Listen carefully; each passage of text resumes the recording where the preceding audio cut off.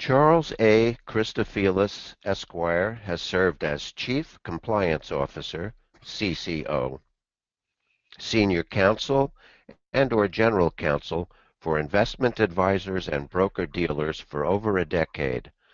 Mr. Christofilis received a JD from Touro Law Center, an MBA in Finance from the University of San Francisco, and a bachelor's degree in management from Pace University in New York.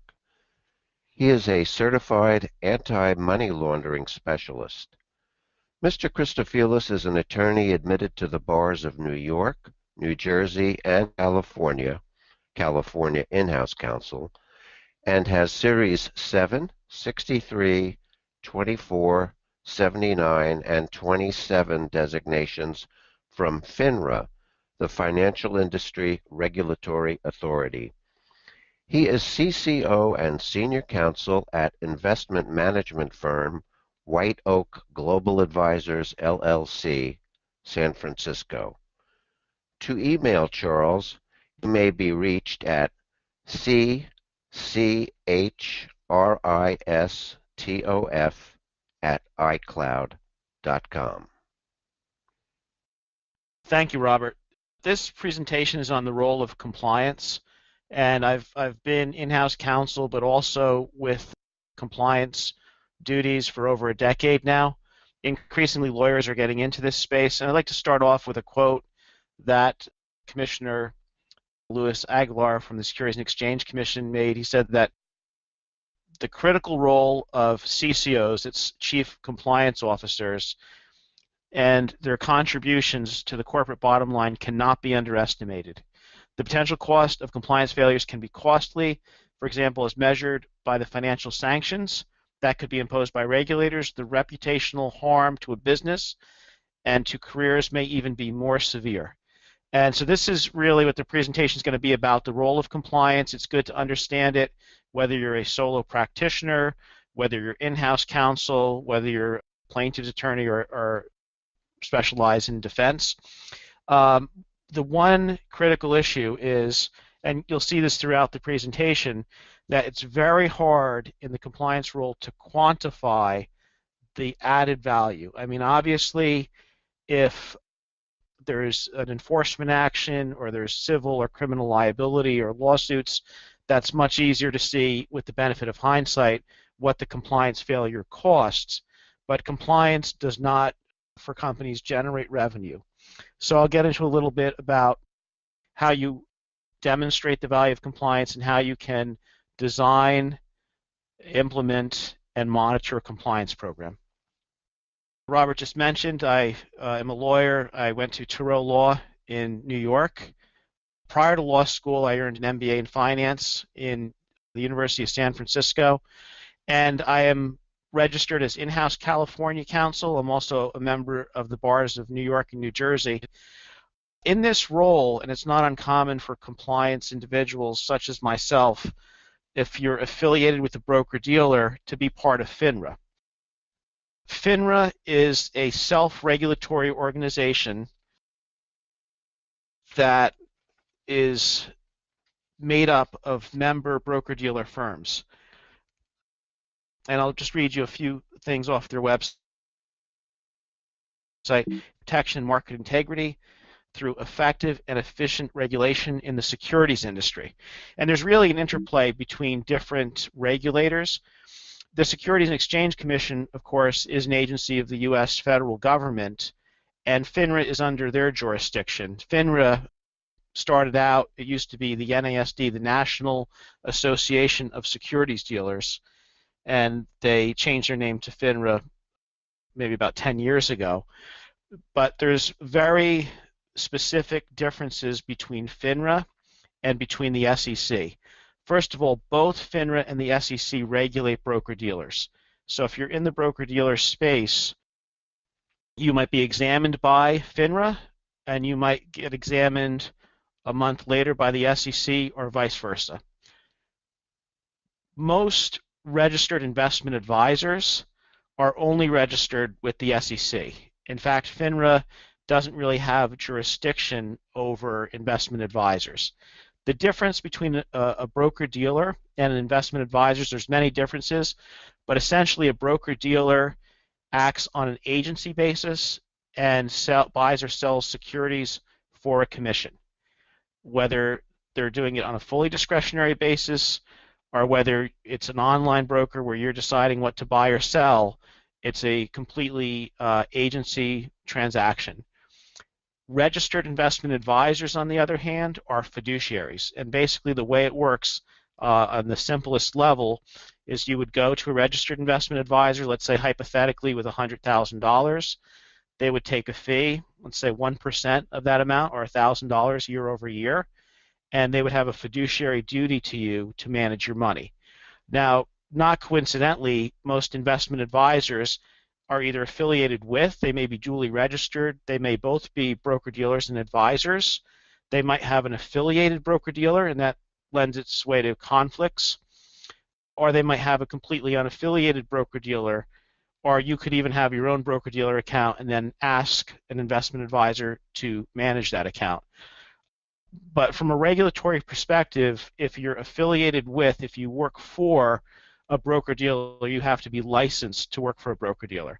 The licenses I currently have with FINRA, because we do have a White Oak Global Advisors has an affiliated broker-dealer called White Oak Merchant Partners, and I'm currently registered with FINRA as a Series 7, which is the Registered Representative Examination, 63, which is the Uniform Securities Act or state license, 24 allows me to be a general securities principal or manager. The Series 79, which I actually just received earlier this year, is an investment banking license, and the Series 27 is what's called a financial operations principal license, which allows me to create and file the financial statements with FINRA for a broker-dealer.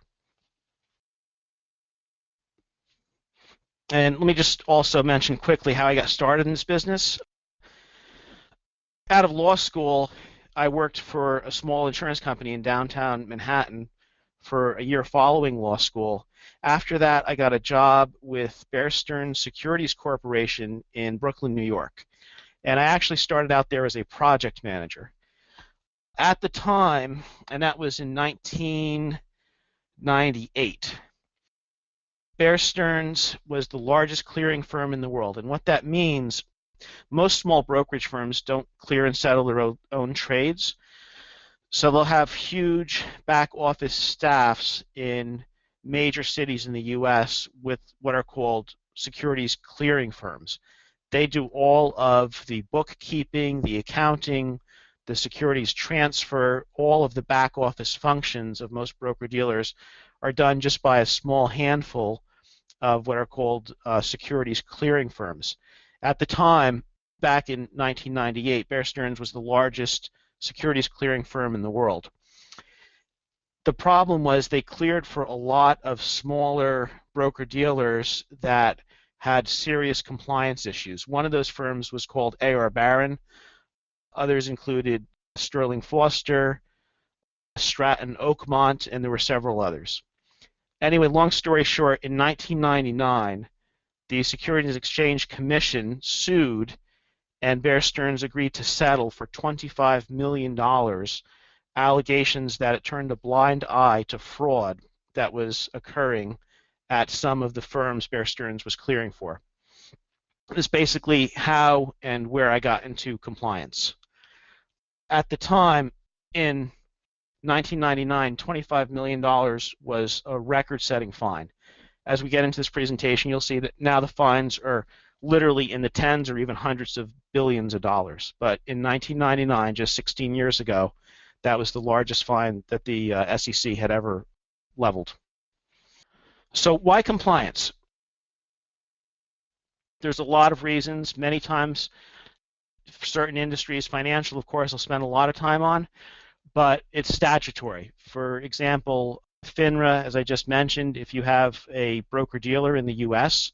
or virtually any other country, you have to be registered, and most of those require that you have a chief compliance officer and an anti-money laundering officer.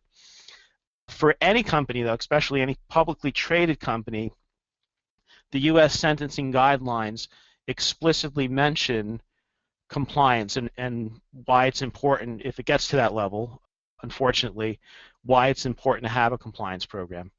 I'll go over the elements or the pillars of an effective compliance program, review of the compliance program generally, whether it's by government examination or by an independent third party, Chief Compliance Officer liability and conflicts and how to limit or avoid those if you are in this kind of a role.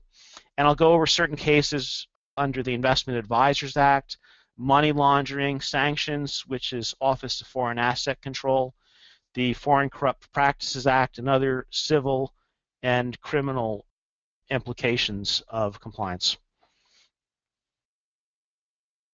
And actually, let me just stop for 1 second here on this third bullet point, the review of compliance programs generally. Right now, and I'll get into this in further in the presentation, but right now the Securities and Exchange Commission has a proposed rule that would require the third-party review of compliance programs for investment advisors. After they had custody issues, most notably and most recently with a firm called Madoff Securities, the Securities and Exchange Commission required that every investment advisor that had custody of client securities hire an accounting firm to do an independent custody audit or review of the custody controls of those advisors. That was a very lucrative opportunity, to say the least, for the large accounting firms. In fact, many smaller and medium-sized firms also benefited dramatically from that. And so the direction this is going, not just in the investment advisory space, but in a lot of areas, I think will be an opportunity for lawyers, whether you're in a small or medium-sized firm or whether you're with one of the largest firms in the world. It does create the potential for a new source of revenue. And in terms of these last items, Investment Advisors Act, AML stands for Anti-Money Laundering. I mentioned Office of Foreign Asset Control, and the FCPA, which is really applicable not just to any publicly traded companies, really applicable to any business, is the Foreign Corrupt Practices Act.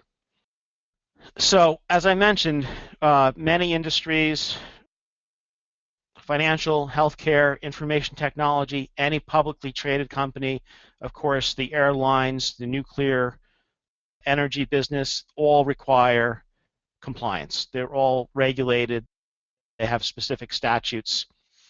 In the Investment Advisors Act, on the sidebar on the right-hand side, you'll see I reference a specific rule under federal law, and that is Rule 20647. When that rule came out, and I'll give you a little bit of history behind this, the Securities and Exchange Commission, there's actually two 40 Acts. There's the Investment Company Act of 1940 and the Investment Advisors Act of 1940.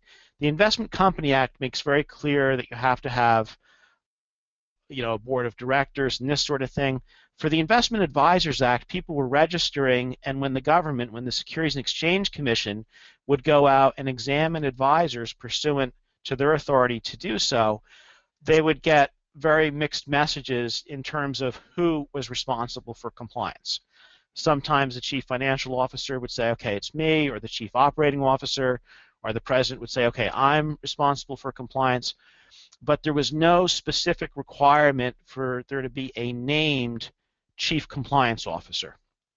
So with the passage of 20647, this was roughly about 1999-2000, they required each and every investment advisor, currently there's approximately 11,500 registered investment advisors in the U.S., to appoint and to name a chief compliance officer. That chief compliance officer can be in another function. It can be the president of the firm or the chief financial officer or the chief operating officer, but that person has to be knowledgeable in the securities laws and of sufficient authority within the firm to achieve that result, to make sure that the firm is compliant with federal law. There are numerous other laws. Sarbanes-Oxley is a good example, where, of course, they require an audit committee and certain board members to be on the audit committee. And the Foreign Corrupt Practices Act, maybe some of the FCPA in particular, doesn't explicitly require there to be an ethics officer or a compliance officer, but it's implicit. Compliance programs are actually explicitly mentioned in the, as I mentioned earlier, in the U.S. sentencing guidelines. And if you have a client that's subject to criminal prosecution, the sentencing guidelines will reduce the sentence if they had an effective compliance program in place. And another thing I wanted to cite off to the right-hand side was in the Federal Register, they mentioned there's program guidance for hospitals actually in the Federal Register. So this is a trend that's been around in Europe for some time. In the U.S., it's really, I think, just kind of getting started, that increasingly you're going to see regulatory requirements with explicit requirements for not only compliance programs, but chief compliance or regulatory officers within companies and industries. As I also mentioned earlier, many lawyers are taking on these roles, I think in securities in particular, where the individual has to be knowledgeable of the securities laws. Obviously, that's a good role for a securities attorney, which is really what I consider myself to be. And law firms increasingly are offering compliance consulting services because obviously law firms, especially those with securities laws practices, have the expertise to guide a chief operating officer or chief financial officer who may not be that knowledgeable in securities regulation. So we're seeing that trend also. The chief compliance officer doesn't have to be a single person. You don't have to have someone who's just the CCO and nothing else. For example, even in the role I'm in now, I'm both senior counsel to the firm and chief compliance officer, and I'll get into a little bit later about the conflict that creates and how that's managed. But again, a lot of times the president or another C-level executive is also tagged with that role. Where it gets very dangerous is where you take someone who doesn't have the authority within the firm or the knowledge or the expertise and you tag them with that title. If you take a very junior level clerical person or a receptionist and tag them with that title, that's just not going to go well for you. And then on the right-hand side, there's an OC alert about outsourced CCOs. So another trend that we were seeing, because there's nothing really that says you can't do this. So a lot of firms were literally doing what they call rent a CCO. And they had some chief compliance officers that were serving, they had their little business where they set up, okay, I'll be an outsourced CCO, and they were doing this. One individual did it for as many as 28 different companies at one time. And basically the government stepped in and said there's really no way that you can be knowledgeable or effective for 28 different companies all at once. So OC, which stands for the Office of Compliance Inspections and Examinations, is a division within the Securities and Exchange Commission. And they basically said you can outsource the role, but you really do it at your own risk. All right. And within one of the footnotes to that risk alert, footnote 2, they cite a Schwab study. Charles Schwab, as you may know, is a large broker-dealer. And basically, of the 38% of the firms that they studied, mostly smaller firms, outsourced some aspect of their compliance. But 99% did not outsource the CCO role itself. So Schwab really acts as the broker-dealer for smaller firms that don't have affiliated broker-dealers or are not broker-dealers themselves. So as you can see, there's less than 1% of firms at this point that don't have an outsourced CCO. A couple of other interesting things to mention here. One is actually a really good book that I just finished called The Lawyer Bubble by Stephen J. Harper. And I think there's a lot, especially lawyers coming out of school, this is a good place to start. And that's kind of what I did. I've never really practiced in a law firm setting, but I basically went from an in-house role to a compliance role, and now I serve in both roles. I'll just go through briefly the U.S. Sentencing Commission Guidelines Manual, and this is really, and I get into this later into what the pillars are, this is kind of the earliest and most basic concept of what an effective compliance or ethics program is. And in particular, subsection of this manual says as follows: if the offense occurred even though the organization had in place at the time of the offense an effective compliance and ethics program as provided in section 8B2, effective compliance and ethics programs, subtract 3 points. And here's some of the other elements of it. An organization must have standards of conduct and internal controls reasonably capable of reducing the likelihood of criminal or other improper conduct. Off to the right-hand side, there's an organization called ACCC, which is Association of Corporate Counsel, and they publish, it's based off of the U.S. sentencing guideline elements, but they have a publication that's available even if you're not a member of ACCC called Legal Resources for Establishing an Effective Compliance Program.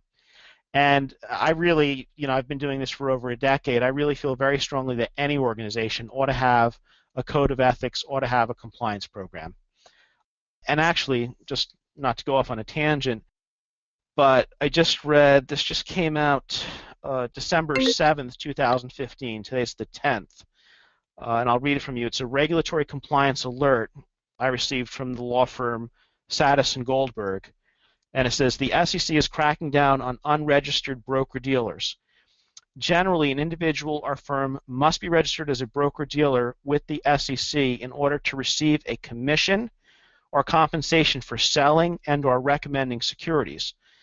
In order to prevent SEC enforcement action, individuals and firms that have not registered as broker-dealers with the SEC should generally be careful not to receive a commission or compensation for selling and or recommending securities. Now that should be pretty obvious, and as I go on, what's not so obvious is what a security is. Anyway, the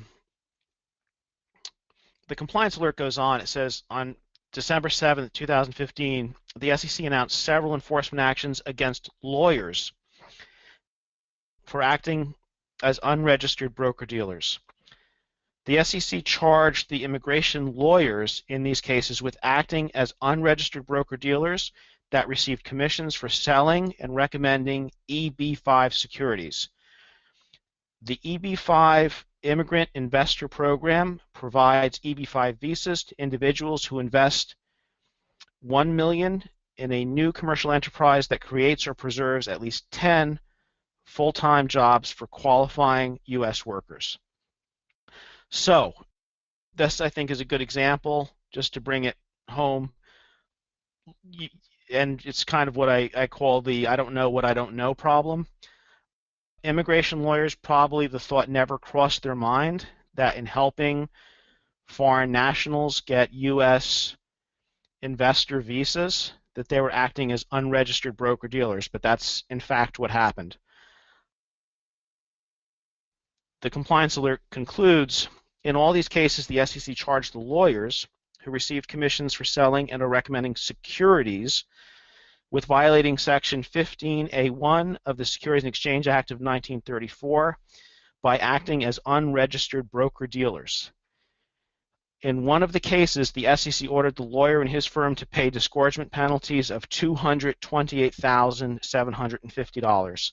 And the actual SEC news release, if you're interested, you just go to sec.gov. The number is 2015-274.html. You can just Google that and this will come up. The ACC, their legal resource guide, I'll just go through the main bullet points of it. And again, you can use this for any industry, any company in any industry. But here are the main points. You have to have standards and procedures, issues to address.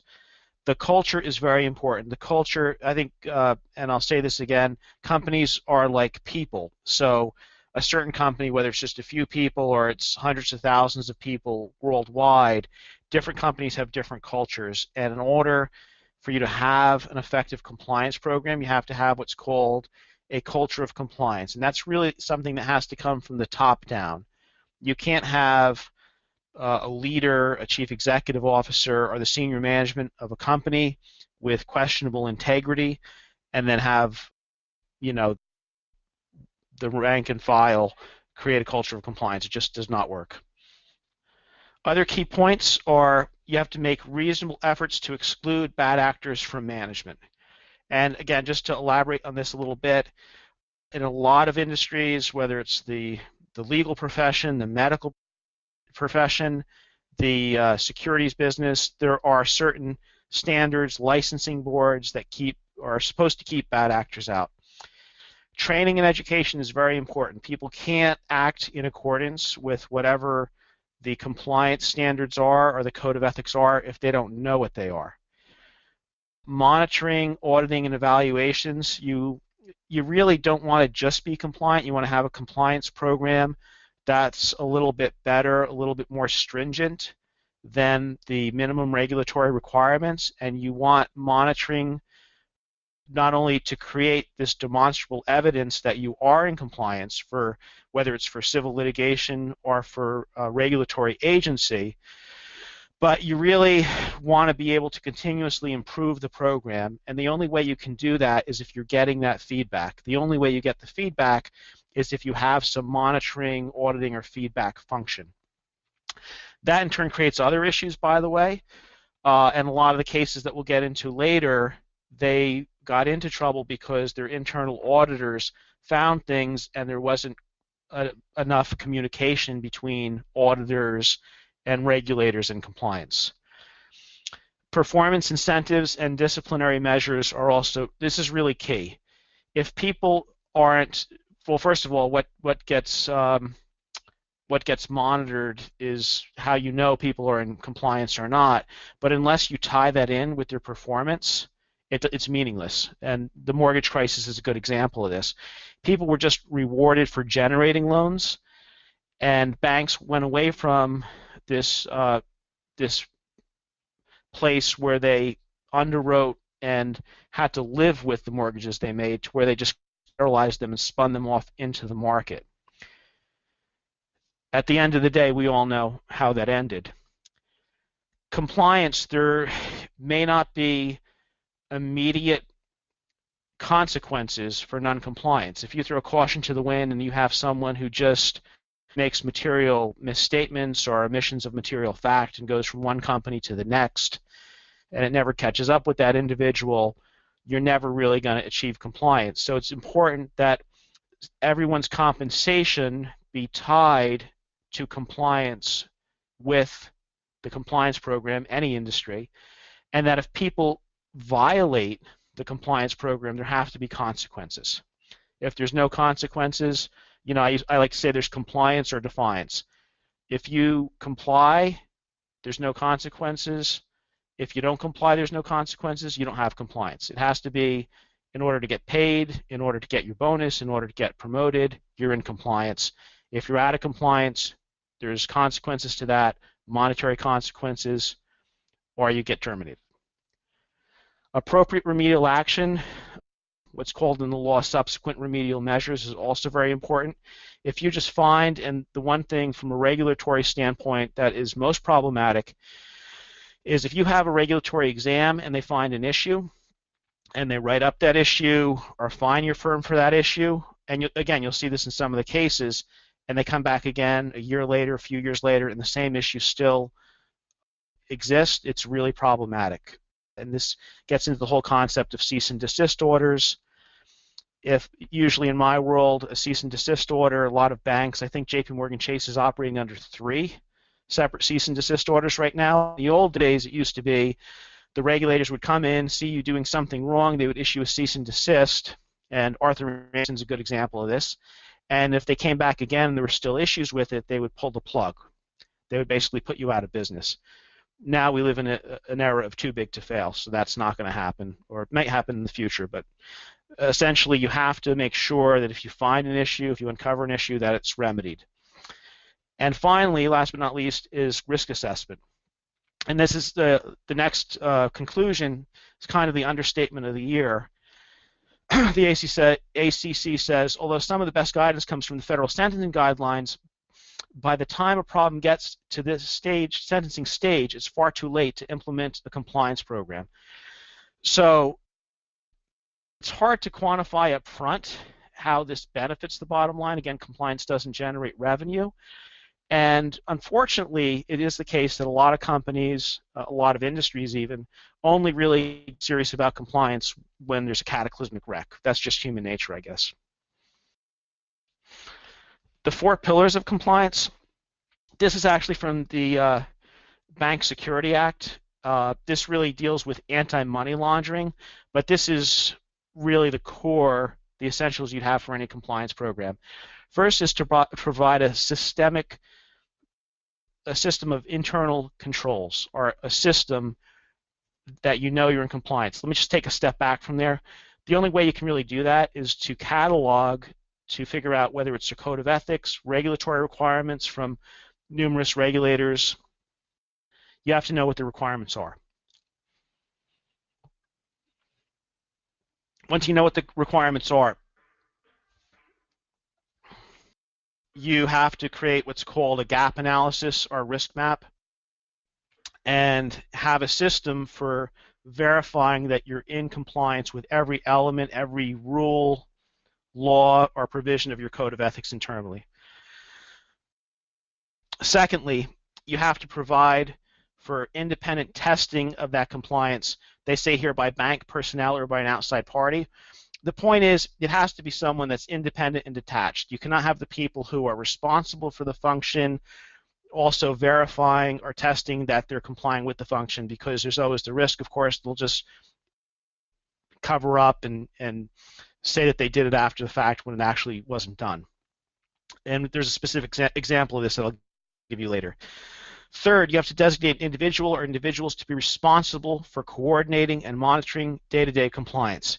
Increasingly, luckily, because this isn't a fun thing to do, but with automation, this is a continuous process. If you set up systems to the extent that you can automate workflows or automate anything, and you get red flags when things are out of kilter, that's the way to go. But again, there should be a separate and distinct compliance function. And finally, as I mentioned earlier, you have to have appropriate training. No one can comply if they don't know what the rules are. The SEC, and this was actually a speech given to the NSCP, which stands for National Society of Compliance Professionals, by Carl DeFlorio. He was a previous OC, head of OC, Office of Compliance Inspections and Examinations. This is a lot more granular, but I think it's a lot more helpful in terms of getting into specific elements. So the 10 elements are, 1, governance, our tone from the top. Again, the leadership, the integrity of the leadership team is key. 2, cultures and values. The leadership has to promote the integrity of the firm. 3, incentives and rewards. If there's no consequences, it'll never happen. 4, risk management. And that's to identify, assess, mitigate, and manage the risks. And it goes way beyond regulatory risk. There's operational risk. In the financial world, there's interest rate risk or credit risk. There are numerous risks besides regulatory risk. Regulatory is probably the most, near and dear to my heart as an attorney. But there are numerous risks, and what's the big trend now is enterprise risk management. 5, policies and procedures tailored to your business. And I hate to say this, but I have worked at places and I have seen where the compliance policies are literally in shrink wrap. And the compliance policies and procedures really have to be a living document that reflect the operational reality of the business. Going to the next slide, 6. Communication and training has to be roles-based. So if in a bank environment, for example, you really don't have to teach the tellers how to deal with foreign exchange or something that's done by another department. Conversely, the senior management might not need to know the intricate details of filing various currency reports. Communication and trading really has to be tailored so it's most helpful to the people actually in that role. Monitoring and reporting back the critical issues to management, and we'll get into a case in a few minutes, BlackRock, where this wasn't done. That was the issue there. escalation, investigation, and discipline without retaliation. The SEC, and I put the website there, the SEC, like many other government agencies, has what they call a whistleblower policy, and they're now, the last award I think was in the tens of millions of dollars. They're actually sharing the profits, the disgorgement, the penalties that they're achieving when people blow the whistle.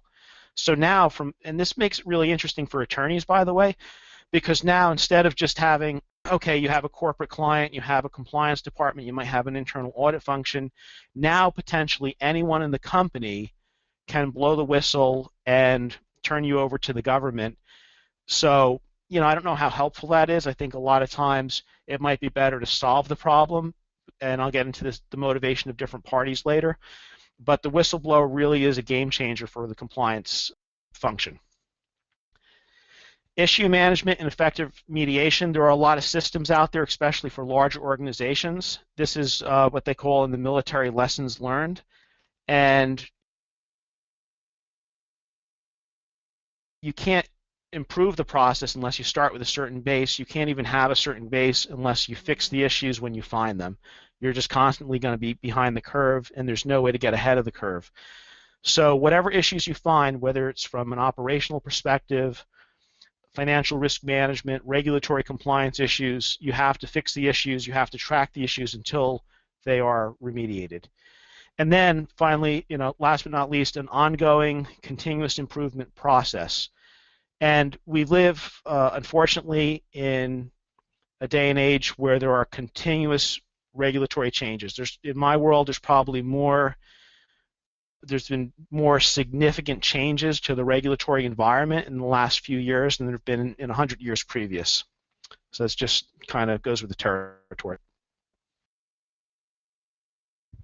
I'll spend a little time now on the Investment Advisors Act. This is really my area of specialty, and there's a lot to know there. I could speak for hours just on this topic. As I mentioned previously, there's Rule 20647, which actually mandated that each investment advisor actually have a chief compliance officer. There is disclosure. In any other industry, well, financial in particular, but there's always disclosure on products. For example, you have certain disclosures that can get you out of products liability. In the financial world, the disclosures are really a lot of times what make the difference between something being absolutely okay because it was disclosed and something being considered fraud. And let me explain a little bit in detail what I mean here. There's basically two regimes. So FINRA, as I mentioned earlier, which regulates broker-dealers, is really a rules-based regime. And what that means is they have the FINRA rules manual, and they have very explicit rules, exactly what you have to do, what you have to disclose, when you have to do what. There's a regime there called written supervisory procedures, very detail-oriented. Other areas of regulation in the Investment Advisors Act, as an example of this, is what they call principal regulation. So although there are rules under the Investment Advisors Act, not everything is explicit in a rule. For example, they have one rule, 2042, that's just books and records. They have another rule about advertising that I'll get to in a minute. But those rules are just very broad. Like, for example, the advertising rule says you can't do anything that's fraudulent, and they just work through a series of enforcement actions and administrative hearings what that exactly means. Same thing is true under a lot of the bank trust laws. They just have this concept of safety and soundness. The world, I think, is getting completely away from that, especially everything's becoming more quantitative, more enterprise risk management. So we've really, in the last few years, especially since the financial crisis, at least the financial industry has gone from predominantly a principles-based regime to a rules-based regime. But anyway, the primary disclosure document in our industry for investment advisors is the Form ADV. If you have your own account as an investment advisor, these are all available at sec.gov. And these documents are generally hundreds of pages. They're voluminous. They will discuss in detail, page after page, paragraph after paragraph, every real or conceivable conflict that there might be.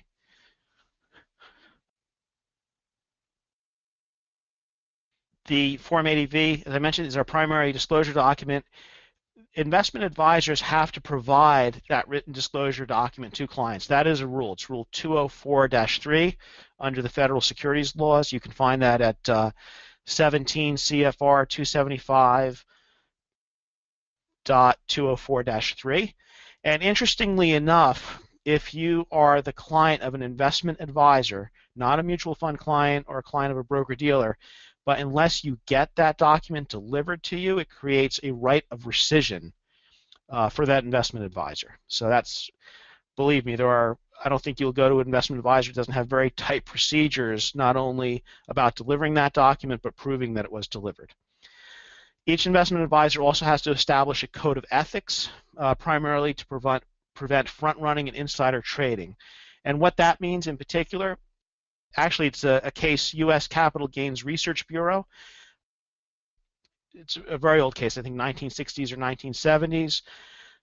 This firm, an investment advisory firm, was selling a newsletter where they were recommending certain securities, small, thinly traded securities, to their clients who paid for and subscribed to their newsletter. And of course, they would buy for themselves large shares of, huge amounts of these securities before they published in the newsletter for all their customers to buy them. They were sued by the Securities and Exchange Commission for breach of fiduciary duty, and their defense was, we didn't do anything wrong because our clients made money. And of course that was true. They had small, thinly traded stocks.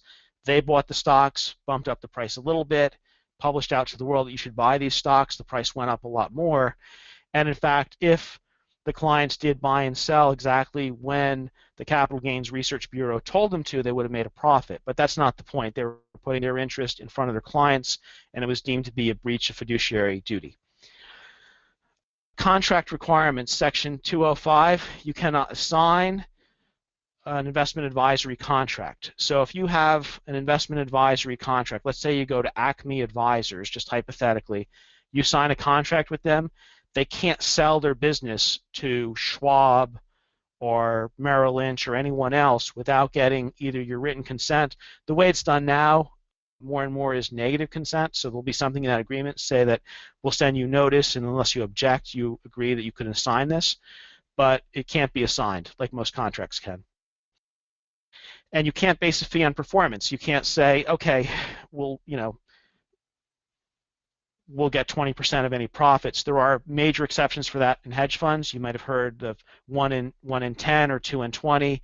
The private equity world and the hedge fund world, basically if you have the wherewithal, if you're an accredited investor or qualified purchaser, basically if you have a substantial net worth, you can enter into a performance-based management fee with an advisor, but that's not for retail customers. That's really only for highly sophisticated and wealthy individuals. And finally, there are advertising restrictions. The advertising restrictions, interestingly enough, explicitly prohibit testimonials. So you will never see a testimonial for an investment advisor. You can see testimonials for laundry detergent, for banks, for insurance companies, but for some reason the Securities and Exchange Commission felt very strongly that if any investment advisory client had anything good to say about their investment advisor, that would be misleading because not all the clients would feel that way. So that's considered fraud to have a testimonial under the Investment Advisors Act, and that's in 20641. It's actually, I think, in the Section 206 generally.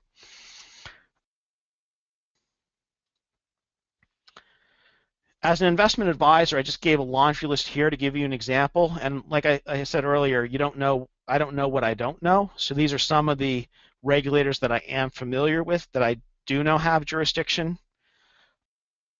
First and foremost is the Securities and Exchange Commission.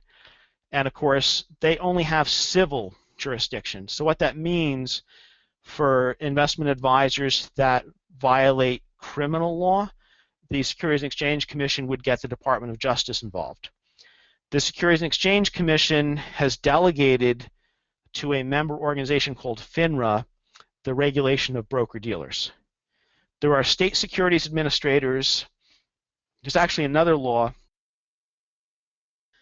the NISMIA, National Securities Market Improvement Act of 1986, which really is essentially federal preemption that gives the Securities and Exchange Commission exclusive jurisdiction for all investment advisors that manage more than $100 million. Even then, each state security administrator maintains jurisdiction. They can charge firms fees, registration fees, and they always have jurisdiction for fraud. And there's 50 of those. So the Department of Labor under ERISA is a very dominant force in the financial industry. A lot of the assets we deal with are pension plans, 401ks, retirement plans. There are all very explicit requirements under the Department of Labor. Increasingly, with this low yield environment we're in, as more and more fund complexes and advisors get into commodity strategies, whether it's metals, U.S. farmland, timber, you name it, the CFTC, the Commodities Futures Trading Commission, is increasingly regulating the financial industry as they get into more hard assets. State insurance departments, numerous aspects here. Obviously, the insurance companies themselves have funds that have to be managed in a certain way pursuant to state insurance company guidelines, but a lot of securities are sold through insurance companies and as insurance products. For example, a variable universal life policy is a type of insurance policy that's also a security. So it would be regulated at the state level by a state insurance department, and then at the federal level through FINRA and the SEC. State lending requirements, peer-to-peer lenders or any kind of lending, if done on a state level, has to comply with state lending requirements. You have state, county, and municipal lobbying regulations. So a lot of the money that advisors manage is pension money, whether it's the teachers union, the firemen's union, the police union, and even to try to get those accounts, you have to register as a lobbyist in many cities and counties. Of course, any business, even a law firm, you have employment regulation. The one, because of the demographics in particular, the financial services industry really has to be very sensitive to elder law, because as clients get up there in age, they're more subject to be abused and to be taken advantage of by family members. But also this creates not only civil but criminal liability for advisors who unfortunately would take advantage of elderly clients. And then you have foreign and local business and securities laws and rules. There's, I don't know, 200 countries in the world. Even if you just deal with the major 7 or even 20 countries, it multiplies out very fast. Soft dollars, this is a weird term if you're not familiar with it, so let me just explain what this is. And this, I think, is a whole area onto itself. This is a whole compliance area within the investment advisors industry. So, and actually there's a lot of parallels here to law firms. You know, law firms used to have, way back in the day, long before I was around, there used to be minimum fee schedules. So if you went to law school, passed the bar, there were certain fees that you could charge for certain services. Well, the same thing was true pretty much for hundreds of years in the broker-dealer world. What happened was all the major brokerage firms would have minimum commission fee schedules. So let's say you wanted to trade, I don't know, a few hundred shares of IBM, the commission would be $200, and it wouldn't matter whether you went to Merrill Lynch or Goldman Sachs or any other firm, it was $200. Eventually, in the 1970s, there were antitrust actions, and it basically took an act of Congress. Congress amended the Securities and Exchange Act of 1934, it's at 17 CFR 241, to create what were called soft dollars. So previously, if you bought 100 shares of IBM, whether you bought it from broker A, B, or C, your commission would have been $200. What smaller firms, and Schwab is an example, but there were a lot of what they call discount brokerage firms, they were offering lower commissions. The problem that created for investment advisors was that investment advisors, as I mentioned earlier, have a fiduciary duty to their clients. So let's say that the advisor wanted to trade with Merrill Lynch and got research from Merrill Lynch and had confidence that as a broker-dealer, Merrill Lynch had the inventory or the capability to get the stocks that that advisor wanted to sell or buy. They wanted to use Merrill Lynch, period, end of story. But they couldn't do so so long as there's other firms offering lower commissions, because that could be considered a breach of fiduciary duty. Basically, with soft dollars, the concept is, and this all basically happened after the abandonment of the minimum fee schedule for brokerage commissions, May 1st, 1975, known as May Day. They created a concept saying you don't have to get the best price for commission. Any eligible research or brokerage services you get, if you quantify them, they can make up the difference. So for example, to go back, let's say you're an investment advisor, you want to trade with Merrill Lynch. Merrill Lynch is charging $200, and you can get the same thing for $20 from a discount broker. Well, if you quantify and say, yeah, that's true, but I'm getting research from Merrill Lynch, which is worth more than $180. I'm still paying more. It's not my money, it's my client's money. They're paying the commission, but we're getting this benefit in terms of eligible research that makes up the difference. So the whole concept of soft dollars is you have to quantify what's called the pay-up, the extra money that you're paying to get eligible research or brokerage services from large wirehouses that are not charging the lowest commission. So what does this have to do with anything? What does it have to do with compliance? Well, not surprisingly, a lot of the enforcement actions, one just very recently, a few years back, involved advisors misusing soft dollars. So in the case of J.S. Oliver, and this is very common, by the way, this is a very common theme. You'll find cases like this pretty much every year. In the case of J.S. Oliver, he paid, among other things, his alimony, rent, and timeshare expenses and attributed it to soft dollars. That did not work. The SEC did not buy that. There's numerous enforcement actions in this area, and the most common is that an investment advisor will get soft dollars through their affiliated broker-dealer, and/or they'll set up their own research firm where they buy research from themselves. So instead of acting in the best interest of their client and meeting their fiduciary duty, they'll just basically siphon off money by creating totally fictitious research and/or broker-dealer affiliates, which are, you know, moving the money from their client's pocket into theirs, essentially. The Fidelity case, and I put the release on the right-hand side, IA release IA-2713.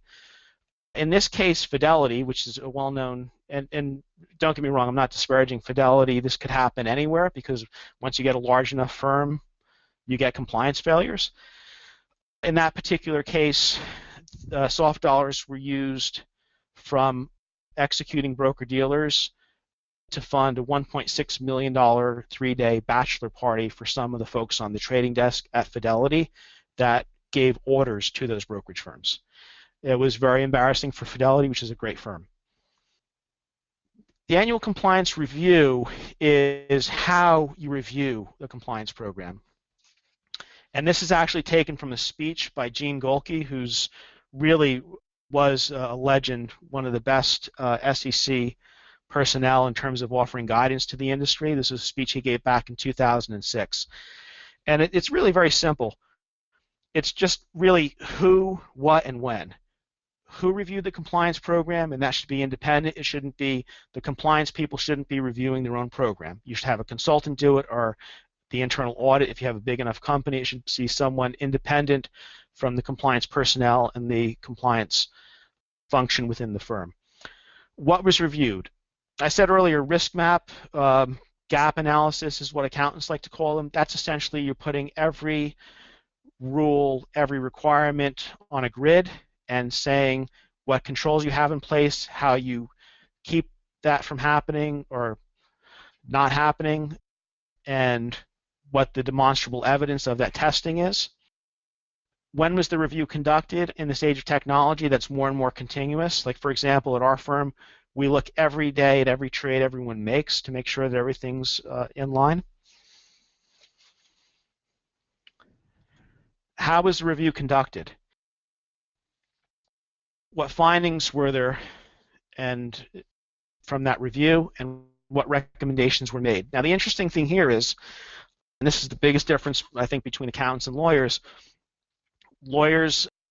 not uncommonly will say, don't put that in writing. Whatever you do, don't put anything in writing that could expose the firm to liability. But then how do you find failures? How do you improve things without putting it in writing? And I think the answer is, I don't know. I mean, it's not a simple issue. You should never really have issues that are so egregious that expose the firm to liability that you're finding in the compliance program if everything's running right. And the writing is important. You have to have a solid foundation to grow from. And actually, let me get into, in a few minutes, I'll talk about compliance officers who are lawyers and attorney-client privilege, because that's also very important. What is the status of implementing the recommendations? A lot of times, and I think a common theme you'll see in enforcement actions is the SEC will say, 2 years ago, 3 years ago, 5 years ago, we examined this firm. This was the problem. This is what said. This is what the firm said they would do to fix it. And here we are, and it's still an issue. Now we're fining you. Now we're requiring you to hire an independent compliance consultant. Now we're issuing a cease and desist order. And unless, no matter how good the compliance program is at identifying the issues and finding compliance failures and fixing them, unless the recommendations are implemented from compliance, from internal audit, you cannot continuously improve the program. And eventually it's going to cost you. What documentation was created or retained to reflect the work done? Again, the concept of lessons learned. You want to improve things. You can't do that unless you start with a solid foundation. And then 9, what was the involvement of the senior management in the review? From a criminal standpoint, I know that criminal defense attorneys love their clients to have plausible deniability. You should really never work anywhere in a compliance role where that's even a possibility. So, actually, let me discuss 2 cases here quickly, BlackRock and SFX. The Securities and Exchange Commission in both of those cases charged the CCO for the failure to implement the firm's policies and procedures. And this was really a game changer for a lot of different reasons. But essentially, every case up until very recently, essentially up until the BlackRock case, the Securities and Exchange Commission said, hey, if you're a CCO, you're part of our team. We're relying on you to be the eyes and the ears to help the industry get up to speed. And these 2 cases are really game changers. And I'll start with SFX first. These are both, by the way, there's a SEC public statement by one Daniel Gallagher. And basically he's one of the 5 commissioners. He was against charging the CCO in both of these cases, and then came out publicly and said this was a huge mistake and the SEC should not have charged the CCO in these 2 cases. The problem is twofold. One is that the CCOs in both cases were charged for what essentially amounts to simple negligence. It was not simple negligence. It was not that they intentionally misled the SEC or falsified records or were involved in the wrongdoing, but rather the SEC said you negligently failed to implement an effective compliance program, and had you done that, this would not have happened. And in SFX, the CCO is a small firm, and he did not institute adequate procedures to prevent the owner and the CEO of that firm from embezzling money. Exactly how that happened, I'm not sure, but part of what he didn't do, or what he did do, was to check the wrong boxes on the regulatory filing, to essentially say that the firm did not have custody of clients' assets when in fact they did, and that's how the embezzlement occurred. BlackRock is a little bit more complicated, but essentially that case involved the CCO of really, I believe they're the largest asset manager in the world, and one of their portfolio managers started a family office with his private wealth, which the CCO approved. Long story short, that private office then became a joint venture or invested in a joint venture, which became a holding in the portfolio of the portfolio manager. Huge conflict of interest. The CCO had brought that to the attention of the legal department, and for one reason or another, and again, no one really knows the facts, which is part of the issue, but the board of directors of the funds was never apprised of the situation, and the SEC individually charged that CCO, fined him $60,000, I believe.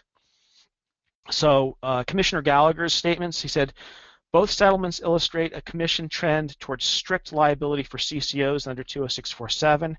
Actions like these are undoubtedly sending a troubling message that CCOs should not take ownership of their firm's compliance policies and procedures.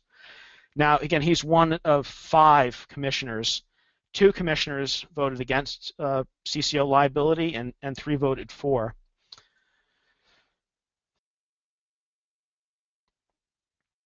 He goes on, he said, I'm especially worried about the potential impact this trend on small advisors, as it appears that many such advisors have just one set of policies and procedures covering both compliance and business functions. Actually, let me stop right there.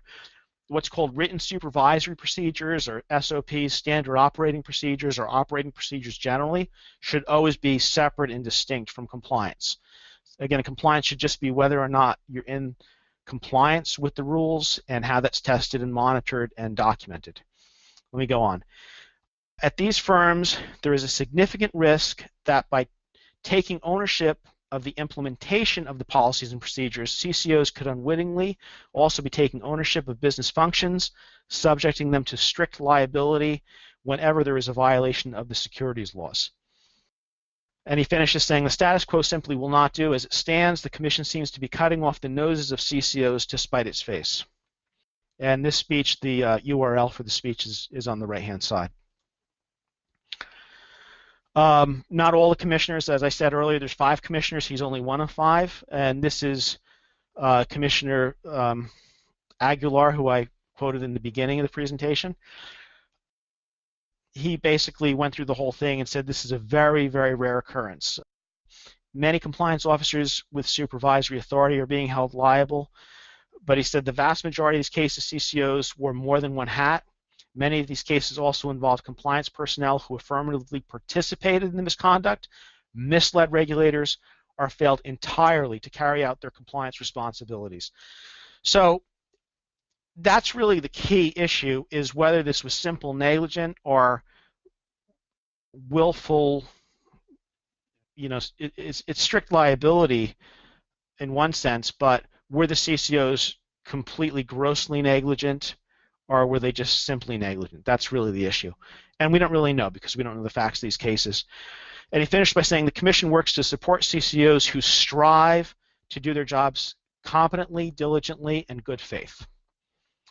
And I'll get into a case later where that wasn't the case. SIFMA, by the way, is the Securities Industry Financial Market Association. It used to be called the SIA, it used to be called the Securities Industry Association. This is a very influential group. They published a paper called The Role of Compliance, and again, I don't want to beat a dead horse, but it's very important if you're in this compliance role, or even if you're a law firm functioning as a consultant, reviewing compliance programs, the compliance program should really be separate and distinct from the business function and the operations function. So in terms of CCO liability, compliance should not report to revenue-generating business units. Reporting lines should be clear and in writing. Separating the compliance department functions from the supervisory functions of line managers. And they go on in footnote 11 in particular, it says, compliance officers who are also serving as in-house counsel should make it clear to other employees when they're acting as legal counsel and providing legal advice. This will serve to protect any privileges that might apply to their communications. So generally, in the compliance role, attorney-client privilege does not apply. There are whole continuing education courses just on attorney-client privilege, so I won't get into that, but it's just not part of compliance. Compliance is separate and distinct, and I serve actually in both roles right now, so it's very important to keep that distinction.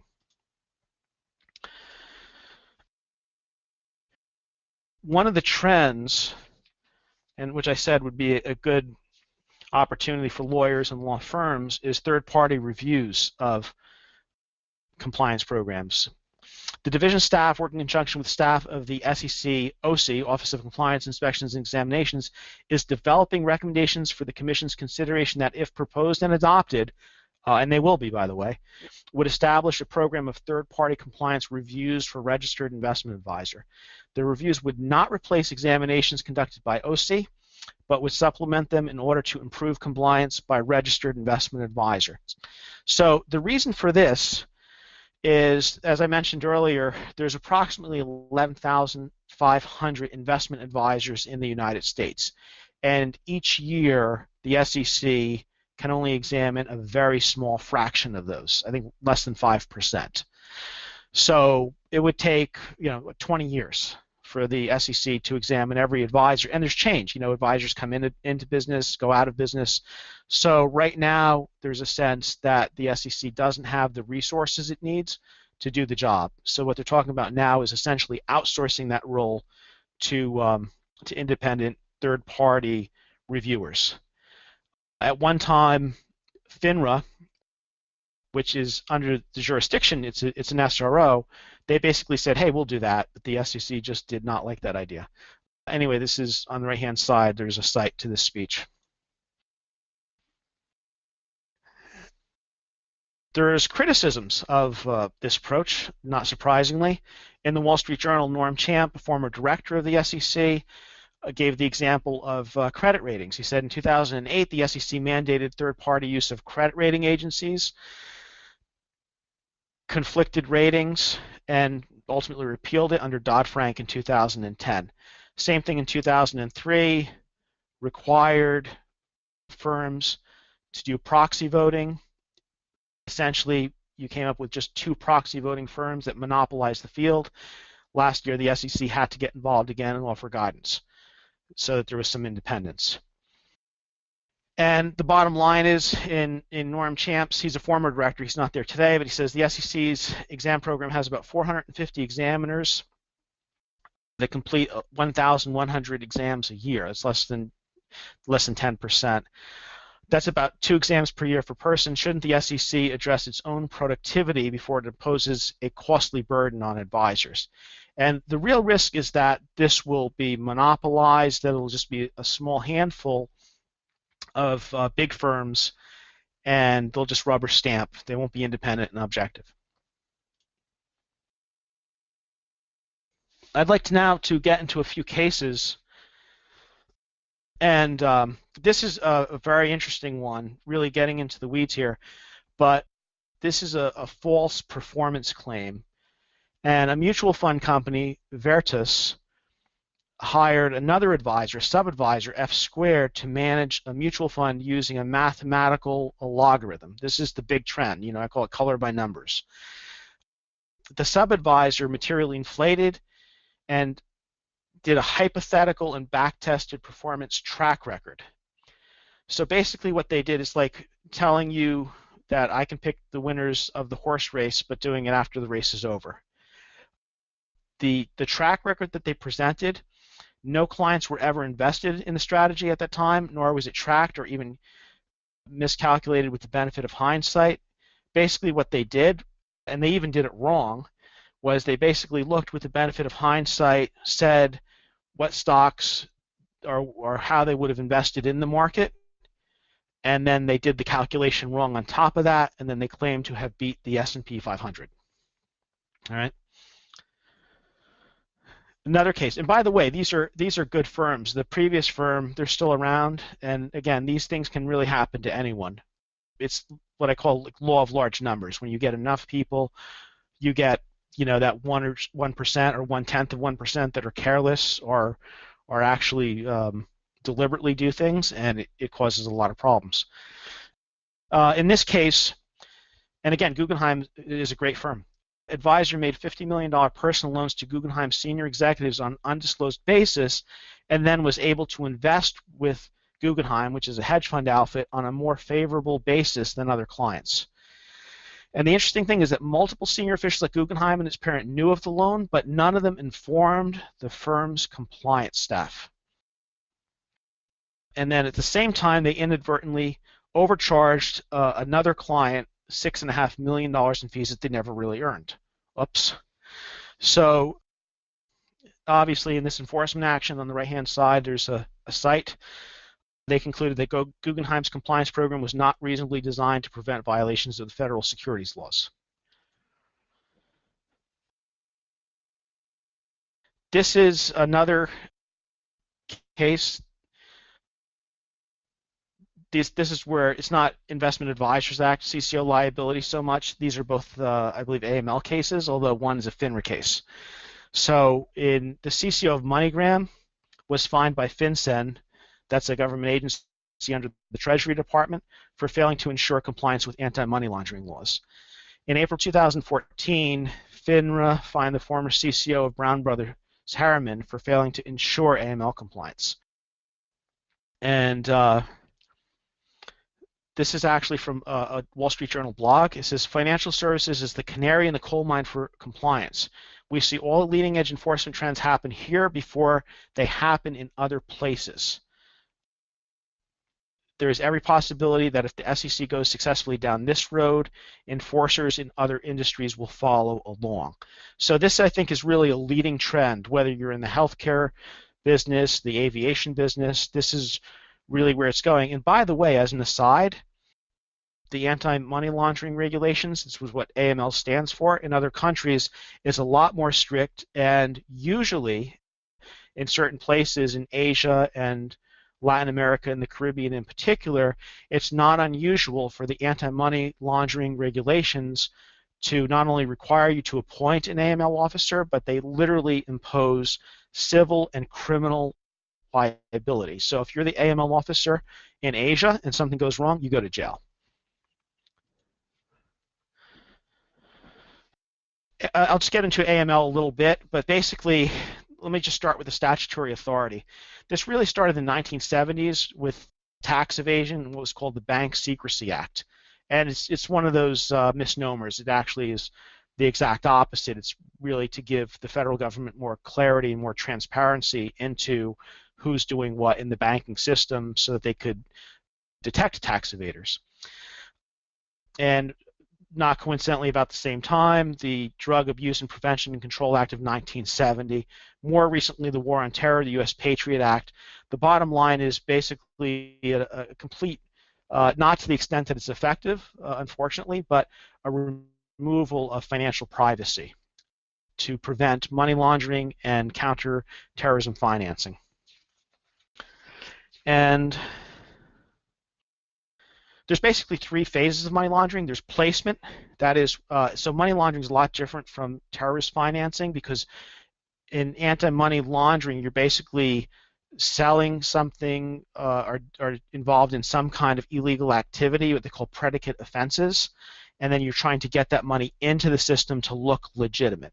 So there's three phases of that. One is placement, or putting the dirty money into the banking system, layering it, which is thinking of that like shuffling a deck of cards, doing numerous transactions so that you obfuscate the source of that money, and then mixing clean money with dirty money to make it look clean and to, again, to further distance it from the source. Think of like the mafia opening pizzerias or opening legitimate businesses to make the money look like it came from a legitimate source.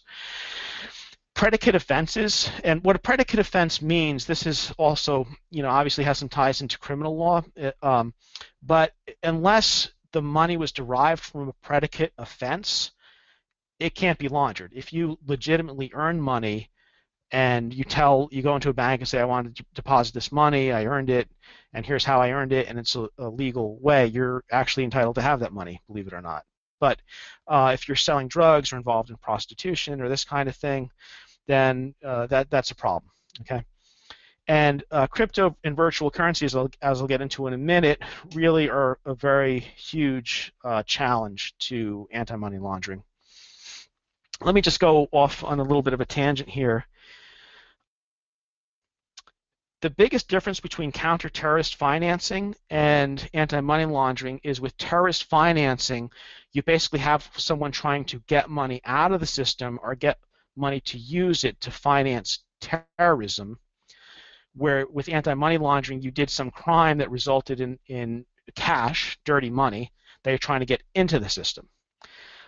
In the San Bernardino case, and I won't mention the platform, but it was a peer-to-peer lending platform. And in San Bernardino, let's see, this was this month, I believe, maybe December 2015, an alleged Muslim terrorist, Saeed Farouk, went into where he worked, a holiday party, and shot and killed 14 people, him and his wife. In retrospect, it looks like he got a loan from a loan of $28,500 versus his $52,000 annual income from a peer-to-peer lending platform. Now, this particular institution did everything that they had to do to be in compliance with the laws. They had very tight AML policies, know your customer. This individual wasn't on any terrorist watch list. So, that's just an example, but it's a lot of money to borrow against that level of annual income, but, a lot of banks do that, or more aggressive, I guess, in lending. Anyway, virtual currencies, Bitcoin in particular, and Silk Road, I'll get into in a second.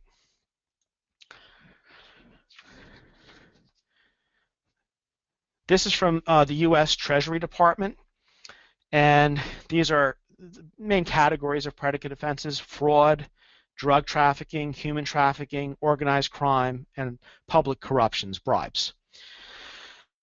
A lot of things are not, there's a lot of conflict as to what are, and our countries say that any violation of the law is a predicate offense for anti-money laundering. The U.S.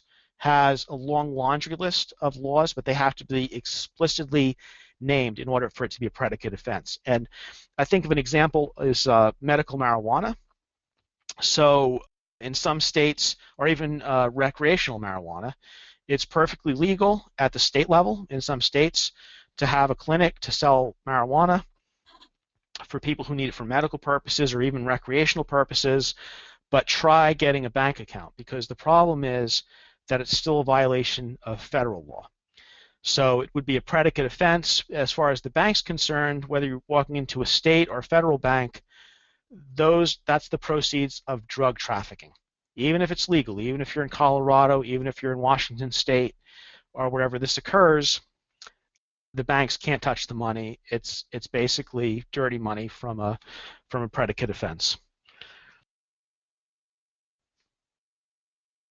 Human trafficking is an interesting one. This is, you think it wouldn't happen in the U.S., but it's actually quite common in the sex trade, hair salons, nail parlors, and the way banks are increasingly detecting this is if a small business is buying a lot of groceries. Okay, there's a lot of people there that they have to feed, so something's going on. An interesting, I have a site here, Honolulu.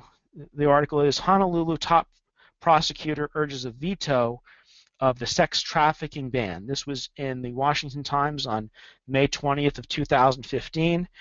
And so why would a prosecutor want to strike down or have them veto a law against human trafficking? Well, the problem is this, that law defines prostitutes as the victims, and the prosecutor was basically saying the only leverage he had was to get the prostitutes to testify, to get the prostitutes to testify against the pimps was by dropping prostitution charges against them. So if it's real simple, prostitution is the crime, you catch the prostitute, you can get them to turn against the pimps or the johns by charging them with prostitution. It's all very simple. If you start treating them as victims, I guess it was more complicated as far as he was concerned. So that's just as an example of a predicate crime. Let me go to the next page. I'll just go through the next few very quickly because these are, this was a Department of New York State Department of Financial Services consent order. And basically these banks, these are Standard Chartered is a British bank, so this is a US branch of a foreign bank. In 2000, and this is again an example of recidivist behavior of a trend. In 2012, they were fined $340 million by the New York State Department of Financial Services after it was accused of hiding $250 billion in transactions with Iran. 2 years later, in August, they were fined another $300 million related to potentially high-risk transactions involving clients in Hong Kong and United Arab Emirates. So those are, you know, the clients were in one case, whereas it was Iran, which is the whole country is sanctioned in the previous, but same concept. They really didn't get their act together. HSBC is interesting. By the way, great bank. I think they've really turned the corner. They did have their issues, but talk about corporate culture. HSBC was basically started. They started in the opium trade in the 1860s. So that bank started, it has very roots, its genesis, laundering drug money. Okay. In 2012, they paid a record $1.92 billion fine. At the time, it was the largest AML/BS fine in history. But no executives went to jail, even though they knew that it was occurring and didn't stop it. There's an article in the New York Times, Too Big to Indict, and there's also an article in Rolling Stone magazine, Too Big to Jail, how HSBC hooked up with drug traffickers and terrorists and got away with it. You know, there were people being murdered, not just the drugs coming into this country, but it wasn't just drugs, and they were aware of huge military-style organizations in Mexico that were assassinating people, drug wars, and they turned a blind eye to it. The CCO in this case, one David Bagley, resigned as a result of this, and he did so, and you can Google this, it's on C-SPAN, you can still find it on the web. In July of 2012, he resigned live on C-SPAN in front of a congressional investigation in the US. So that's how it worked out for him. BNP Paribas out here, they're called Bank of the West. I guess that's their subsidiary. But in any event, in New York, for a period of over a decade, they cleared money for Sudanese, Iranian, and Cuban parties, sanctioned parties, $190 billion in transactions. The DFS consent order is linked on the right-hand side. In 2004, BNP officials fashioned a solution whereby they would funnel everything through Geneva for dollar-denominated transactions to look legitimate. So basically, the bank itself was involved in structuring. And they said they would avoid the problem of violating U.S. sanctions this way if it shifted to an unaffiliated U.S. bank. This was at a time, and I don't know if it's changed, but you know, Iran is trying to buy nuclear weapons. The State Department was concerned about that, is concerned about it, I guess. So that was the issue there.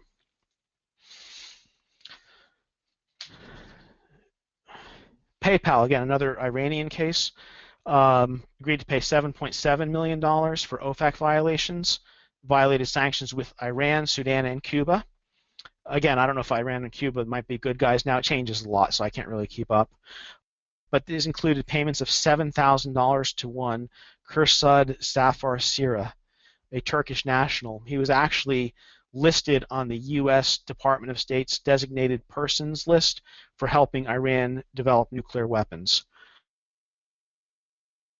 He is an enemy to the U.S. and has declared death to the U.S. So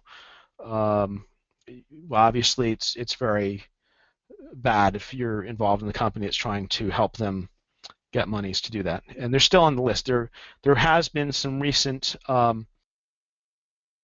potential treaty with Iran, but right now all the sanctions are still in place as of today, as of December 10th, 2015. Silk Road. This is a very interesting case because it involves a lot of different aspects. Let me just take a step back. Anti-money laundering wouldn't really be as problematic as it is without the existence of cash, because cash is anonymous. So everything that's done through banks where they know what who the money's going from, who it's going to, and what it's for, not such a big problem.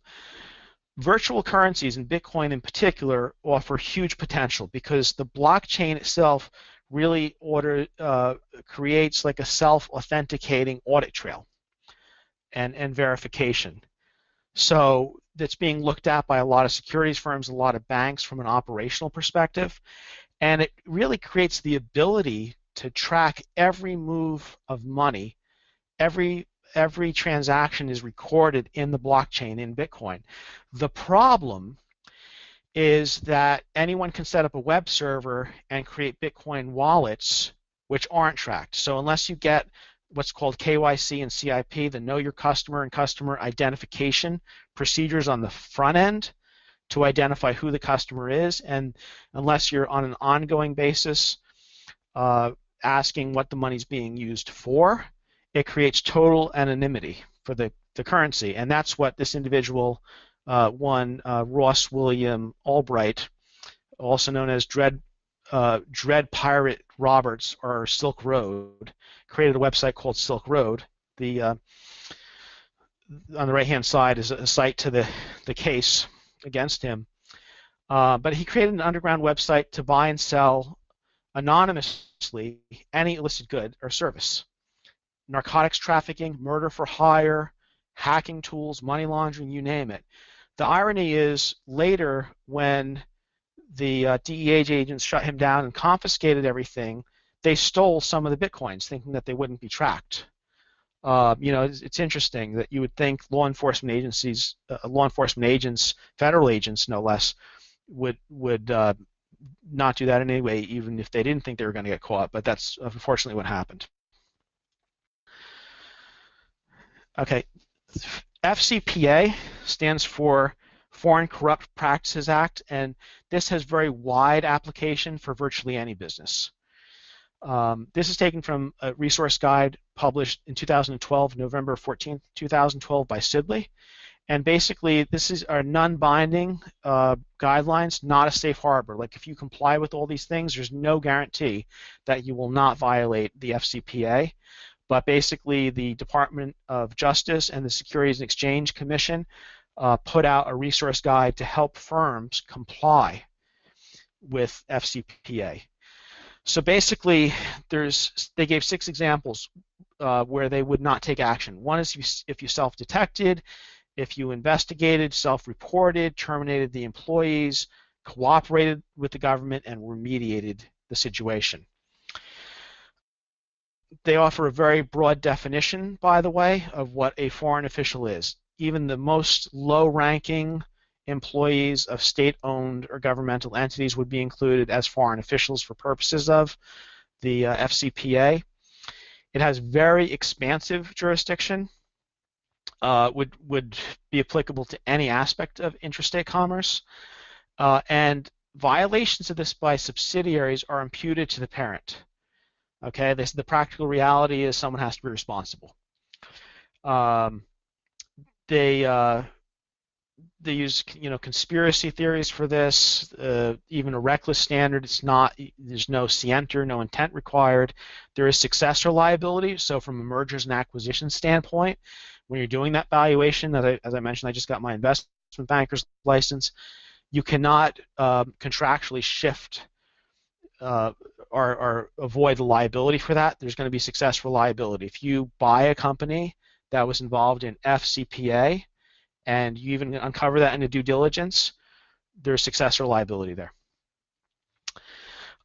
Even when things are voluntarily self-disclosed, 50% of the time there's still fines, but they're reduced. Morgan Stanley, I'll get into that case in a second. Great FCPA case where Morgan Stanley's compliance program really came through and helped the parent company avoid liability. And there's affirmative defenses, including reasonability and transparency. So these are the hallmarks of an effective compliance program. The government's current view of the elements of an effective FCPA compliance program are as follows. Commitment from the senior management, sound familiar, tone from the top, right? Code of conduct, oversight, autonomy, resources, risk assessment, training, incentive and disciplinary measures, third-party due diligence and monitoring of payments, confidential reporting and internal investigation. Point number 8. By the way, not only does the government have a whistleblower, most companies, most larger companies will have internally.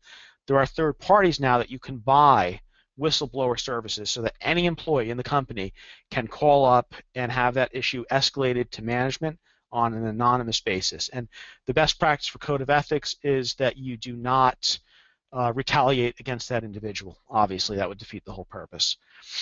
Continuous improvements, periodic testing and review, and merger and acquisition, pre-acquisition due diligence, and post-acquisition integration. So you have to make sure if you're buying another company that they're on the same page with FCPA. The Morgan Stanley case. Basically, what happened here was an individual who's a managing director in Morgan Stanley China was bribing government officials and basically on the take. He pled guilty, but Morgan Stanley, because of their compliance program, avoided liability for the whole incident. And basically, this is from the Department of Justice press release on the right-hand side. Morgan Stanley maintained a system of internal controls meant to ensure accountability of its assets and to prevent employees from offering, promising, or paying anything of value to government officials. They updated it regularly, they had frequent training, random audits, and they conducted extensive due diligence on all new business partners and imposed stringent controls on any payments. It just goes to show you, again, it could happen to anyone. Guess what happened? Sure enough, 42-year-old American citizen living in Singapore, Garth Peterson, pled guilty. He conspired with others to circumvent all the internal controls and order transfers of multi-million-dollar ownership interest in buildings to himself and Chinese public officials. At a sentencing hearing on July 17, 2012, Peterson faced a maximum penalty of 5 years in prison and a $250,000 fine, or twice what he made on the deal. And this is a quote right out of the Justice Department press release. After considering all the available facts and circumstances, including that Morgan Stanley constructed and maintained a system of internal controls which provided reasonable assurances that its employees were not bribing government officials, the Department of Justice declined to bring any enforcement action against Morgan Stanley related to Peterson's conduct. The company voluntarily disclosed this matter and has cooperated throughout the department's investigation. If something goes wrong, this is where you want to be. All right? Again, brief overview. Routine audits. Also, it's called mock examinations. If you are in an industry or where they do have regulatory examinations, it doesn't hurt. Maybe you're going to have an exam once every 4 years or 5 years, 7, whatever it is. Bring in a consulting firm, and every year or every 2 years, do the exam as if it's a real regulatory exam. So you can find out what you're missing, what regs might have changed that you're not aware of, or what's not working right now, and you can use that to improve the compliance program. Another recent trend, because the regulators are stretched very, very thin, is two different things. One is they're doing targeted exams or exams by mail, where they'll just literally mail you a questionnaire that could be dozens of pages and asking for hundreds of data points and items that show that your compliance program is in order. They just sit back at their desk, do a mail merge, and examine, it's a lot of scale. All right. The other thing is, in this day of automation, especially in the investment advisors world, we have, as I mentioned earlier, the form ADV. Well, increasingly, the first part of that form is a check the box, essentially with the relational database on the back end, and it's available to anyone through SEC.gov. But what you check on that box in terms of how many employees you have, what affiliates you have, how much you're managing in terms of assets, what types of clients you have, all goes into a risk scoring system, a proprietary one that the SEC will not share with anyone, but it basically determines their priorities from a regulatory examination perspective. Most industries, and I know the investment advisors industry is this way, if you have a full regulatory exam, it's somewhat predictable. It should be like an open book test. You should know exactly what they're going to look at, what they're expecting to see, and how it's going to play out for you. Criminal investigations are a whole different scenario. When you get criminal attorneys involved, the Department of Justice, they have a whole different agenda. A lot of them are very politically motivated, and they're not just making sure that the industry is safe and there's this integrity and investor protection. A lot of them, Elliott Spitzer comes to mind, they're out to make a name for themselves. So what is a mock exam? It's like the practice round of golf.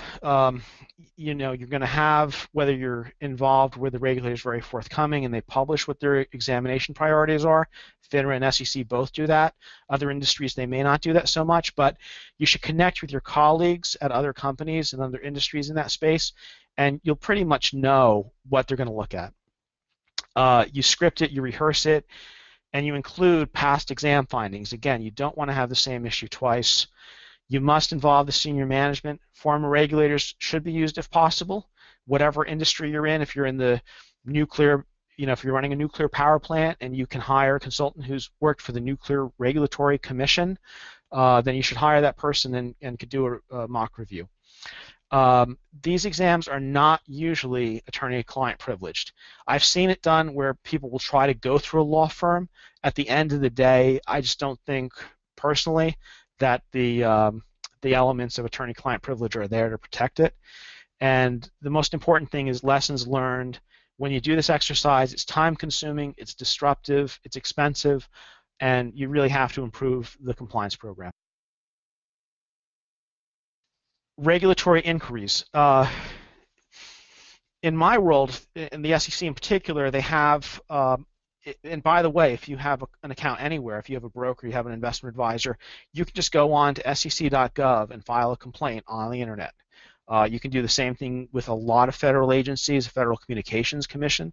They probably have a whole pile of my complaints against Comcast. So yeah, you can just very easily file a complaint these days. Regulators are very interested in this. They probably ignore one-off complaints, but when they see a pattern, they're going to take notice. News stories. If you're in a particular business and 3 or however many of your competitors are being stormed by the regulators because they did this or that, you've got to make sure you're not doing that. And it's very transparent. You'll know what the trends are in your industry, what the flavor of the day is for the regulators. Systemic risk. This is something really that came out of Dodd-Frank, and too big to fail. The regulators are increasingly focused on systemic risk of the financial system. So, for example, you may know GE Capital just got out of asset-based lending altogether because they didn't want to be designated as a systemically important financial institution and be subject to U.S. financial regulators. They just said, forget it. They just basically spun off their asset-based management business. Political motivations, again, think of Elliott Spitzer. A lot of the regulators are heads of regulatory agencies. Sometimes, especially in the insurance environment, they're people from industry. They're appointed and not elected roles. Other times they are elected. But in any case, there's always this political backdrop. At the end of the day, they need funding from their governmental agencies, and the governmental agencies may have political motivations that are contrary to your interest or your client's interest. Whistleblowers, the big risk there really is with disgruntled employees. You get someone who knows that they're on the way out or what have you, there's always the risk that they will go to the regulators and drum up some charge. And so that's a huge issue. I think most of the regulators are aware of that, but it is something to consider. The plaintiff's bar, our colleagues who are on the plaintiff side, I think it's good. I think that certainly it's a lot more effective. The risk, the reputational risk, the risk of civil litigation. But there's a lot of lawyers and there's a lot of frivolous lawsuits. So the plaintiff's bar is interested in extracting settlements. Maybe the conduct didn't violate any regulatory requirements at all. There's always that risk out there. Unions in the financial services industry, obviously we don't have unions, but other industries it's a huge factor to consider. And then regulatory priorities. Whatever regulator you're dealing with, they have their flavor of the day. And so that's something you always have to be cognizant of. These are different types of exams. As I mentioned earlier, risk scoring is very much in trend right now. And a lot of the regulators, because they're stretched so thin, they're just really focusing on what will have the biggest systemic risk or financial impact. The SEC started a new thing called a presence or new registrant exam. So any new investment advisor, they're trying to visit and have an on-site exam and meet with them face-to-face within 6 months of registration. All right. And enforcement making as a policy tool. The problem with principle-based as opposed to rules-based regulation is principles-based regulation, there's no guidance. Like if I were to call the SEC and say, hey, what do you think of this or what do you think of that, they just wouldn't tell me. There is a process you can go through called no action letter. Same thing with the Internal Revenue Service, what they call private transaction exemptions and whatnot. That's a very expensive and time-consuming process. Fortunately, a lot of the way they make law is just bring enforcement actions. So that's not, I think, the most efficient or effective way to regulate anything, but that's how it works. And then finally, regulatory failures. Madoff in particular was really blamed on the SEC improperly, I think. And the SEC opened 5 inquiries on the right-hand side. This is from an article in the Washington Post. 5 inquiries in a 16-year period, and each time they sent out inexperienced officials, and Madoff said, hey, do you know who I am? I'm the former head of the NASD. He was a lawyer, of course. When he ultimately got caught, he said he was astonished that the SEC didn't do the simple step of verifying whether he was carrying out the billions of dollars in trades he claimed to be making. So, by the way, before I even get into this slide, when you do have an exam, the one thing you want to do is be really, really nice to the examiners. They're, many times they're lawyers or they're accountants or both, and they're just trying to do their job. They're going to find out whatever they're there to find out. They don't need to have a search warrant. In most industries, they have very broad jurisdiction to ask for and get whatever they want. If you don't give it to them, they will get it anyway. And the thing is to be nice to them, to make them comfortable, to be responsive, but make sure that you know that they are actual examiners. Make sure that you ask, can I see your ID? If it's not announced, if it is announced, you just have to verify. You can't just let anyone in off the street. It's called social engineering, that if someone just dresses up in a uniform or has a badge or something, that you let them in and rifle through your confidential information, obviously. I hope that goes without saying, but I think it's an important point. First of all, when a regulatory exam begins, you have to have the senior management there and available. You make sure that the key people who, now it's not always possible or practical if you have an organization with tens or hundreds of thousands of employees, but you have to make sure that the people who know the business, who can explain the business, and who can get the records are available to the regulators. Okay. You should have one point person like the general counsel or the CCO being what they call in business, they have like a liaison or a relationship manager. You have one person that anything the regulator wants, they can go to that person and they will get it, or they'll tell them when they're going to get it. Okay? Make 2 copies of everything that you give any regulator. What I do is I use file boxes and I make 2 copies. We keep one, we give one to the regulator. Now it's changed a lot and everything is now uploaded for the SEC, for example, into their web-based system. But if you ever run into a problem, you want a copy. You have to keep the integrity of those records, and if you have to engage outside counsel for any reason, you want a completely accurate detail of everyone who spoke to the regulator, when they spoke to them, what they said, everything that was handed to the regulator. Everything should be labeled, typed, numbered, and organized. Organization is the key, okay? Because a lot of times, and I've seen this throughout my career, I talk to outside counsel after, and I've been brought in many times where something went wrong, and they said, well, what happened? Well, we don't know. We might have given them this or that. We're not sure. Organization is key. And then the bottom line is the exit interview. After the exam, make sure you ask them, were we responsive? Are there any deficiencies? Do you see anything that concerns you? Make sure that you're in that constant dialogue with them, that you help them do their job, get through their checklist, make their job easy. Never annoy the mind that you're trying to persuade. In terms of civil and criminal actions, again, your client, the regulator, whether it's a regulator or a civil litigant, a criminal prosecutor, they might not just be, I mean, this I think is obvious, but sometimes the regulators really want the industry to flourish. They want to do their jobs and help you improve things and get it to the point where you're not a problem for them. And other times they're just out to destroy your firm. All right. The reputational risk, I think, of course, in this day and age, any large financial institution, if you looked at all of the enforcement actions they have numerous enforcement actions. They have rap sheets that run into the hundreds or thousands of pages in malfeasance literally around the world. You're not going to find one large financial institution that didn't have some form of regulatory action. I think, especially in financial services, reputational risk, if people in the business community know that they can't have confidence in you, employees, vendors, clients, that's a bigger issue. And I think, unfortunately, in this heightened regulatory environment, it used to really mean something when, for example, the SEC did an enforcement action, but now it's just they have to. They're under this political pressure, so it's gotten to the point where there's no large financial institution that doesn't have a mark on their record.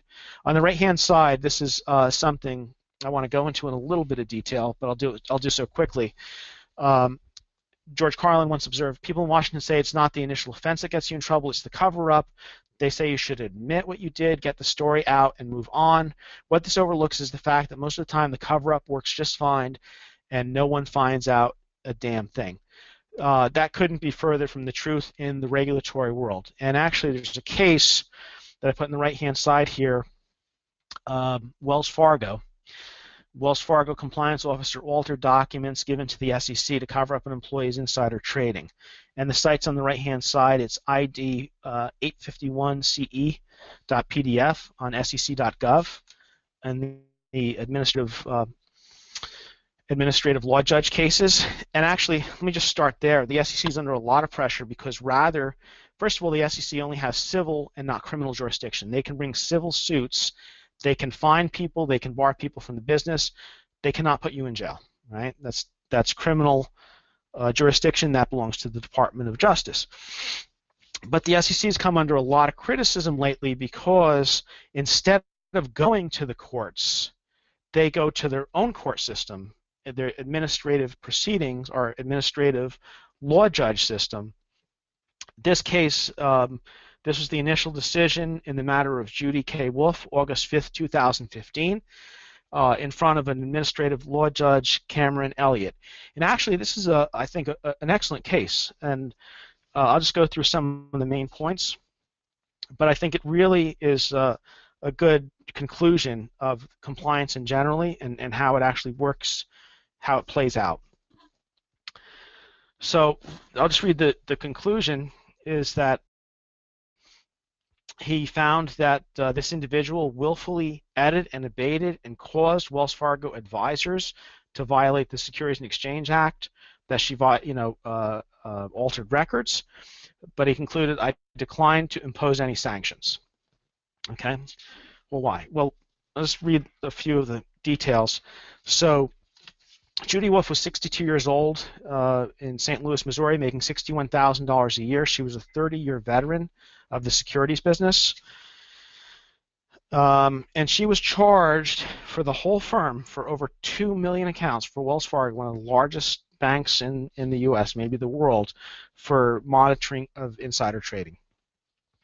There was a representative, Pareto, in the Miami office, and he bought Burger King shares before it was announced that they were being taken private. All right. So her role was to do the following. Your policies and procedures said if any stock changes in price more than $10 or 25% more than 10 days before an acquisition or merger, and if anyone made more than $5,000 in that, that should send up a red flag, and her job was to review it and to write up a report and file it. Okay. So here's what happened. This individual and several of his clients all bought and then sold Burger King right before a September 2nd, 2010 announcement. So in doing so, they created one of the top trades across the board for the firm in that stock before the acquisition. It was 10 days prior. All the profits were well over $5,000. I think one of them was in the hundreds of thousands of dollars. And Pareto and Burger King were both located in Miami, and the acquiring entity, 3G, was Brazilian, and Pareto and his clients were all Brazilian. So this compliance officer gets this information, looks at it, and concludes that there's nothing wrong here because this is not out of character with the size of trades that this individual regularly put in. Now, why would she do that? And I can only speculate, but I think the reason she did that was just easier, right? Anyway, long story short, the SEC gets involved. They ask for the records. They don't even produce these records at all. The department that she's in St. Louis never even hears of the SEC investigation. Later, they do hear of it. She is questioned by SEC attorneys, and she produces doctored documents with conflicting dates. She produced documents that were allegedly from 2010 that were dated 2012. I'll read this part of it. The interview was a little bit traumatic for Wolf because the division attorneys were pretty agitated, in particular when talking about the cover sheet, which she created after the fact. Anyway, she gets fired. They get the original document, find out when it was edited, and then she comes forward. She said she made a terrible mistake, but it was, and she says it's really a living document. I change it all the time. But bottom line, she's functionally retired. She never has any desire to work in the business again. The key finding, and I'll read this part of the decision, moreover, the preponderance of the evidence shows that Wolf did not know about the Burger King acquisition rumors when she conducted her review in 2010, but rather she first became aware of the rumors in 2012. And what she did specifically was add that she closed the file based on the rumors, which is not the case. She actually closed the files based on the trade size, saying it was not abnormal for this type of disrupts trades. It goes on a paragraph later. While it is certainly understandable to want to have one centralized compliance document containing all relevant information gathered on a particular review over time, as a trained compliance serving as the gatekeeper for Wells Fargo's insider trading reviews, Wolf knew that it was critical to keep records not only of what she did, but when she did it. And it goes on, Wolf acted with scienter is bolstered by evidence of motive. Upon realizing that Pareto insider trading case was being increasingly scrutinized, Wolf would have known that by adding the two sentences would have given the impression that she had handled the 2010 Burger King review more thoroughly than she had, and that the acquisition rumors had informed her decision to close the review with no filings. But again, that's not what happened. While Wolf sincerely regrets the consequences resulting from her altercation of the log and the profound effect it had on her life, She does not recognize the wrongful nature of her misconduct. So anyway, but nonetheless, she's retired, not a high net worth individual. So accordingly, no sanctions will be imposed. But this is really the key to what compliance is generally. It really is very important. I mean, the financial industry, we help people. Our clients where I am now, for example, are firemen, teachers, public pension employees, and the integrity of the system is really key. That's really what it's all about. So in summary, routine internal exams, mock examinations, they have regulatory inquiries by mail. You could have a full regulatory exam or civil and criminal investigations. So in conclusion, here's just basically what we covered. Compliance is essentially, I like to say, it's either compliance or defiance. It should be a separate and distinct function. In fact, it's a separate discipline. A lot of different industries, healthcare, financial, information technology, anti-money laundering in any industry. Actually, what we're seeing increasingly is trade-based finance, money being laundered through import and export of goods. And of course, Sarbanes-Oxley for any publicly traded company. The four main pillars are controls, testing, ownership, and training. Annual review is key, as is continuous improvement generally. And you have to be cognizant of liability or conflict serving as an attorney in this role. And there's civil, criminal implications, and of course crisis management is always important, whether you're dealing with a regulator, the news media, or a formal legal action. My name is Charles Christofilis. I hope you enjoyed my presentation on the role of the attorney in regulatory compliance. Should you have any questions or wish to contact me, I can be reached by email at cchrist@icloud.com, spelled C-Christ, C-H-R-I-S-T-O-F, @icloud.com, or my cell phone number is 925-787-8593. Thank you.